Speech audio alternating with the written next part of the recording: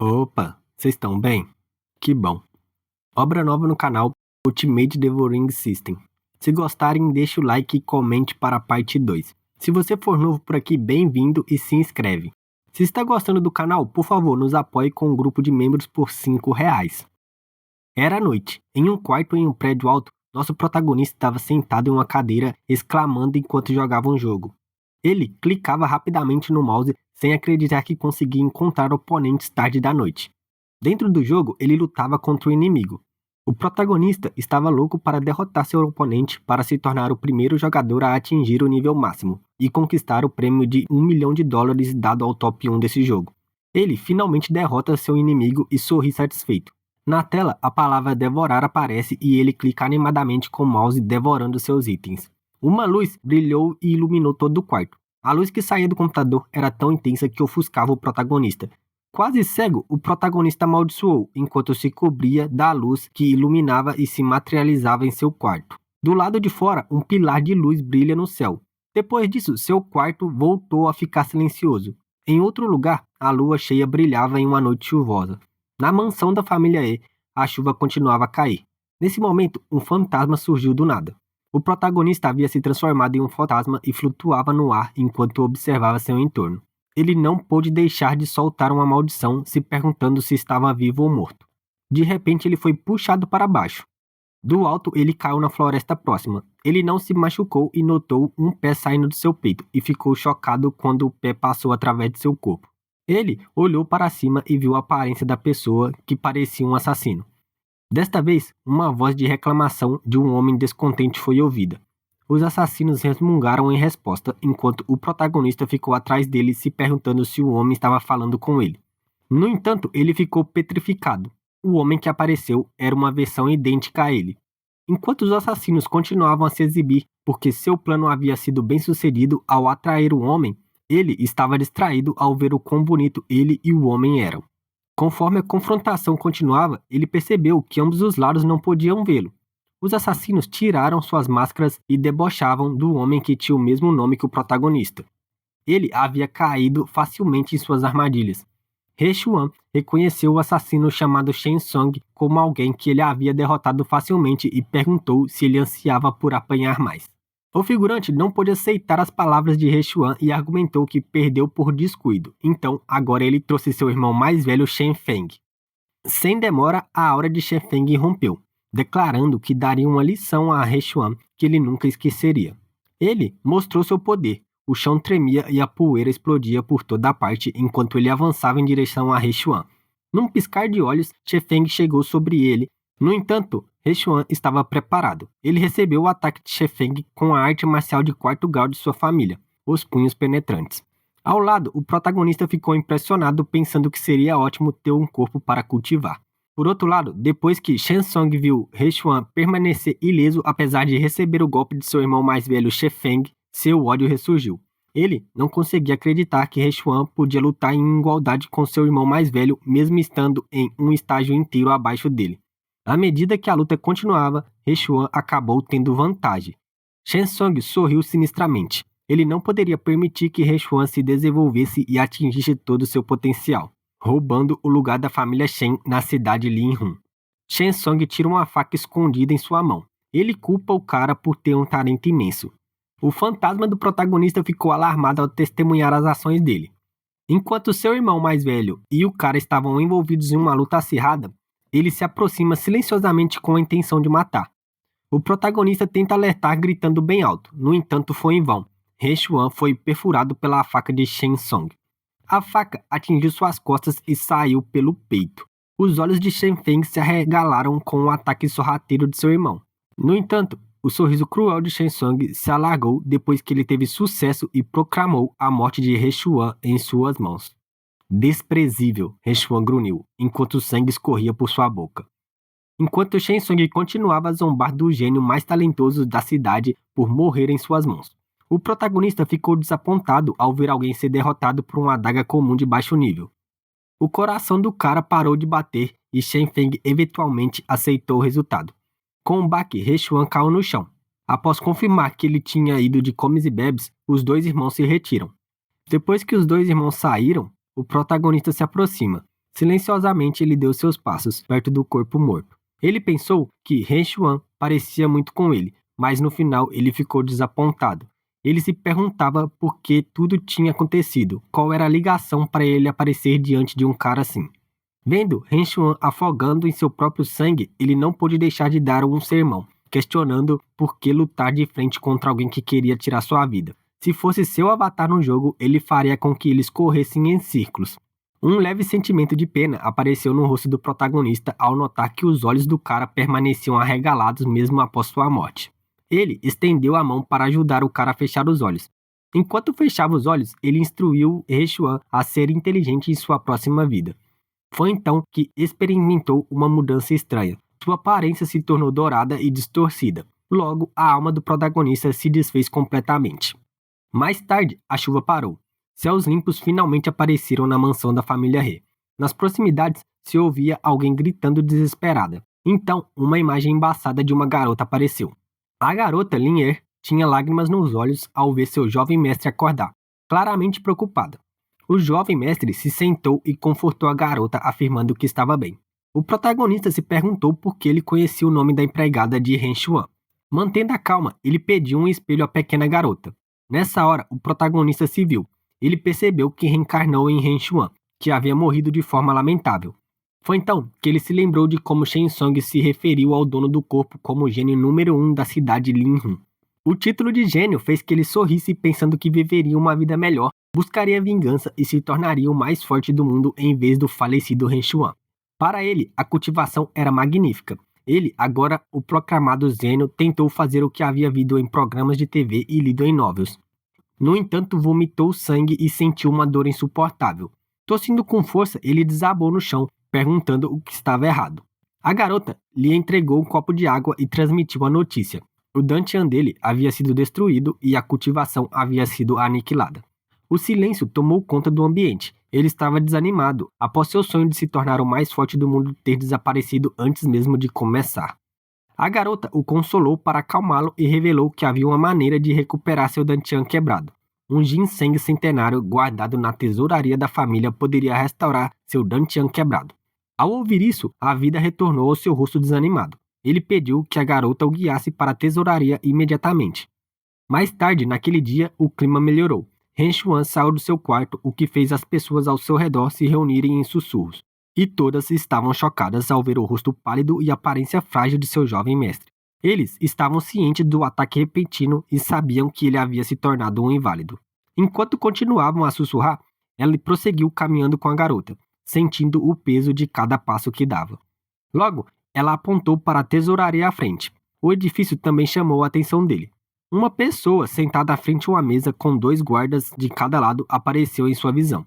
O homem continuou a abanar-se elegantemente enquanto olhava silenciosamente para o protagonista e à medida que ele se aproximava, os guardas o impediam de avançar.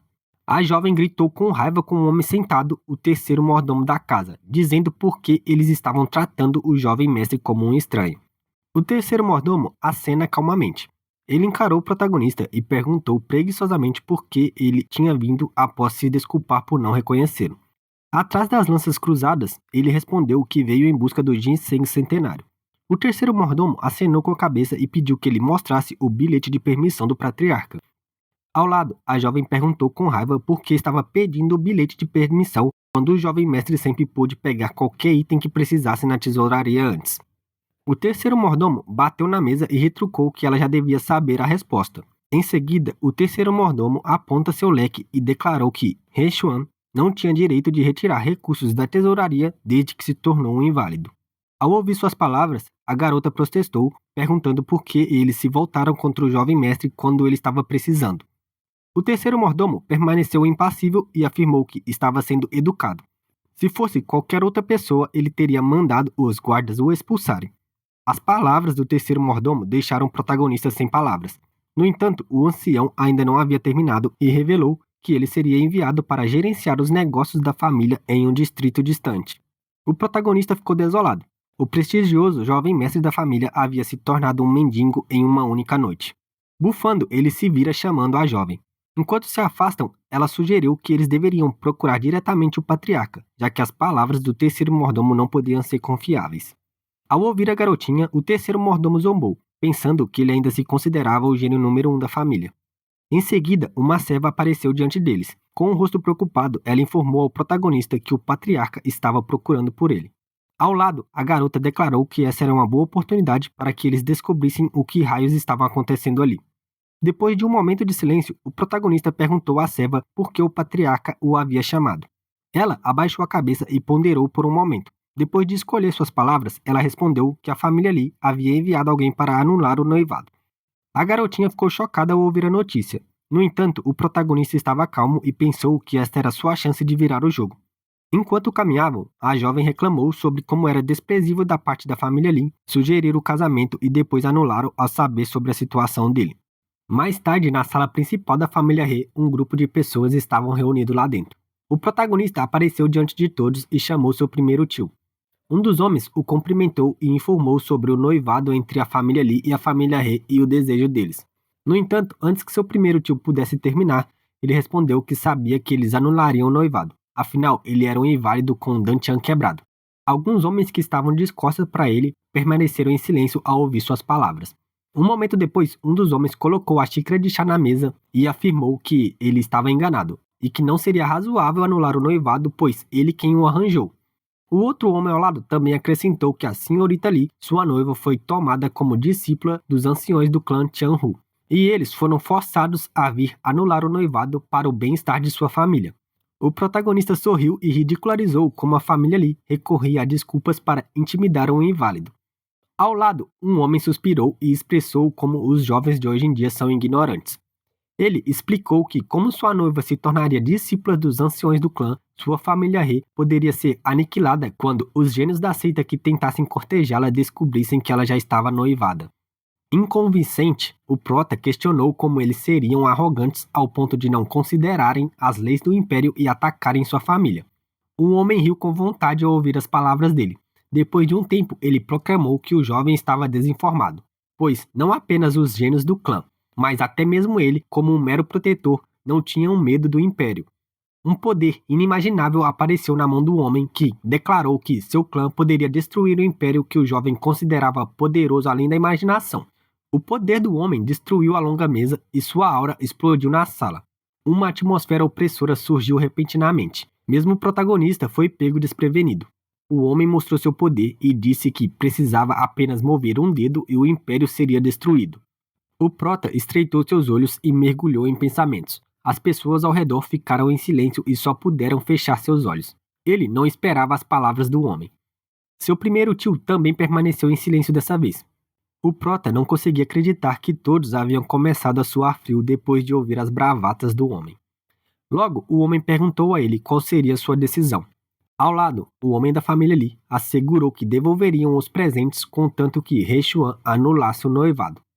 Ao ouvir isso, um pensamento brilhante surgiu repentinamente na mente do prota.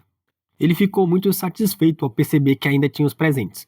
O pai dele havia deixado para ele um dote no valor de milhões. Se ele conseguisse obter 3 vezes o valor disso, poderia comprar medicamentos para reparar seu dantian. Pensando nisso, ele expressou que não se importava em anular o noivado. No entanto, ele esperava 3 vezes o valor do dote fosse devolvido como um pedido de desculpas. Seu primeiro tio se levantou de sua cadeira para o impedir. Ele sorri e o tranquiliza, dizendo que não era para ele se preocupar. No final, o primeiro tio ficou sem palavras. O prota disse que seria motivo de chacota se concordassem facilmente em anular o noivado. Além disso, ele afirmou que a família Lin e a seita Tianhuan eram facções justas e fortes, e não seria bom se espalhassem notícias de que estavam quebrando promessas e atacando os fracos. O rosto de Qin Lin escureceu. Despreocupado, o prota expressou novamente como o nome da família Lin seria manchado ao sair a notícia que estavam intimidando os indefesos. Após dizer tudo isso, ele olhou para o tio Lin com os olhos astutos. Ele propôs que anunciaria que estava anulando o noivado por conta própria em troca de 3 vezes o valor que seria devolvido. O tio Lin fica sem palavras e seu rosto escureceu ainda mais. O protetor da seita, Tianhu, riu alto ao ouvir a condição do jovem. Ele sabia que estava sendo chantageado, mas concordou no final. O tio Lin entrou em pânico ao ouvir as palavras do ancião, pois 300 milhões era uma quantia muito alta. O ancião o assegurou que estava tudo bem enquanto algo se materializava em sua mão. Então, uma pequena garrafa apareceu. Ela continha 2 pílulas da coleta do espírito no valor de 150 milhões cada. O ancião joga a garrafa em direção ao prota. No entanto, ele ficou frustrado. Se ele soubesse que o homem concordaria facilmente, teria pedido 5 vezes o valor do dote. Após sofrer essa perda, ele pediu à garota o contrato de noivado. Depois de concordar com o pedido de seu jovem mestre, ela trouxe o contrato com o rosto triste. Num instante, o contrato foi queimado. Enquanto ela ainda estava em choque, o ancião e o tio passam por ela ao saírem. O prota olhou para a costa deles quando pensou algo. Ele parou apressadamente o ancião e perguntou seu nome. O ancião parou em seu caminho e perguntou se o garoto planejava vingança. No entanto, ele tinha pensamentos diferentes. No futuro, ele esperava conseguir lucrar com um tolo ancião que gastava dinheiro tão facilmente. O prota nega calmamente a afirmação do ancião e explicou que ele só queria receber orientação caso se encontrassem novamente. O ancião riu suavemente ao ouvir as palavras dele. Ele exigiu que o garoto se lembrasse bem seu nome, pois declarou ser Yu Jin, o protetor da seita Tianhun. Ao se afastar, ele revelou seu interesse no garoto e lamentou não poder tê-lo como discípulo por causa de seu dantian quebrado. Enquanto seus olhos observavam as costas do ancião, o prota murmurou seu nome. De repente, a garrafa em sua mão brilhou dourada. Ele ficou surpreso ao ver a mudança inesperada. Enquanto ele estava em transe, uma tela apareceu diante de seus olhos, o Sistema Devorador Supremo. A exibição mudou e uma notificação apareceu. Uma pílula de coleta espiritual foi detectada. Você deseja devorá-la? Ele estava incrédulo, enquanto continuava a olhar para a tela. Foi então que um sorriso apareceu em seu rosto, pois pensou que o hack do protagonismo finalmente havia sido ativado. Ele estava satisfeito, afirmando que os céus realmente havia lhe deixado uma saída. A voz de seu primeiro tio chamando por ele foi ouvida e o trouxe de volta à realidade. Enquanto seu primeiro tio o perguntava por que ele estava distraído, ele não respondeu e, em vez disso, perguntou se havia mais alguma coisa para conversar. Seu primeiro tio pensou por um momento e explicou que havia usado vários tesouros num valor de milhões para o salvar, mas sem sucesso. No final, seu primeiro tio pediu-lhe para entregar as pílulas de coleta do espírito. Ele não estava mais destinado às artes marciais. Abaixando a cabeça, ele recusa, argumentando que tinha propósito para essas pílulas. Ao lado, outro ancião perguntou se ele planejava voltar às artes marciais com as pílulas e declarou que não seria viável. Os outros anciões afirmaram sua ingenuidade e o desencorajaram, dizendo que o remédio para um dantian quebrado estava além de sua capacidade e que ele seria atacado se ficasse com as pílulas.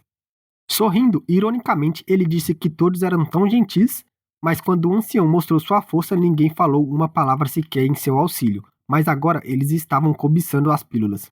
A frustração apareceu no rosto de todos os anciões por serem insultados. Tal audácia! O ancião negou as palavras dele, argumentando que as pílulas só poderiam trazer desastres e que era melhor oferecê-las à família. Os demais anciões expressaram sua posição, aguardando a resposta do patriarca. O protagonista permaneceu em silêncio. Eventualmente, seu primeiro tio expressou um suspiro cansado.